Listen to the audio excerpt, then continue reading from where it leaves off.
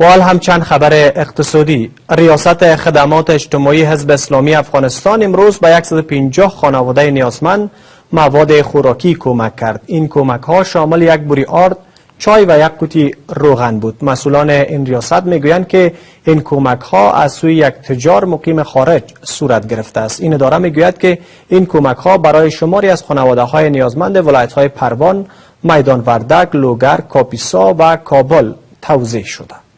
امروز این کمک ها از سوی ریاست خدمات اجتماعی حزب اسلامی افغانستان برای 150 خانواده شهدا و نیازمندان صورت گرفت. این کمک از سوی عبدالکریم مهاجرزاده، یکی از مهاجرین حزب اسلامی افغانستان، در شهر جرمنی فرستاده شده بود که امروز در دفتر مرکزی این حزب توزیع شد. کسایی که متفرقه گرفتیم و کسایی که در ولایت هستند به طور قطعی خود چون تعداد کمک ها بسیار محدود است، ما یا مجبور بودیم برای خانواده در نظر بگیریم که او نهایت مستحق هستند.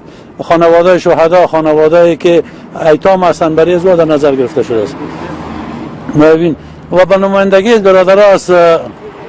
برادرایی که این کمک کردن یک دنیا تشکر و سپاسگزاری میکنیم و تمنا میکنیم خداوند اجر و پاداش بزرگ نصیبشان بکنه.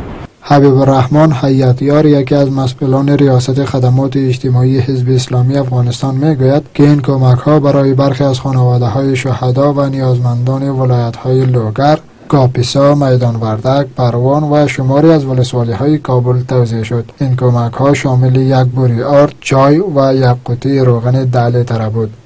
دا کمکونه لا جرمنی راغلی او لغجنه د حزب اسلامي ورونه زحمت سلیو دایره ټول کړی. عبدالکریم مهاجرزاد په نمائندګي دلته را لګل شوی حزب اسلامي مرکزی دفتر ته دغه پیسې بیا دارالانشا ته ورکول سو او د دارالانشا لخوانه درې کسیز هیئت تعیین سو د دې لپاره چې خریداري وکړي او 150 کورنۍ ته او دا لست د څلور ولایتونو د پروان، د کاپیسا، د لوگر او د میدان وردک. این خانواده ها با ابراز خرسندی از حزب اسلامی افغانستان میگویند که باید سایر سرمایه‌داران کشور نیز با فقرا و نیازمندان کمک کنند. مواد توزیع را در دفتر مرکزی گرفته که کدام خناسی دهی نبیه، از این تشکری میکنیم و در ضمن از برادر عبدالکریم مهاجر که مقیم در جرمنی فعلا حضور داره، از این تشکری میکنیم و از دیگه مجاهدین حزب اسلامی که هر جای هستن سرمایه‌داراش به این فامیلای به وضاحت حزب اسلامی توجه کنند.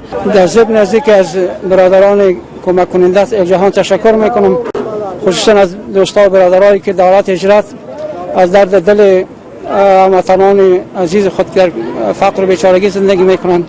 یک جهان تشکر میکنم از کسایی که در خارج هستند، خصوصا از برادرایی که برادرای حزب اسلامی که در جرمنی سکونت دارم. یک جهان تشکر. گفتنی است که پیش از این نیز حزب اسلامی افغانستان چنین برنامه‌های را اجرا کرده.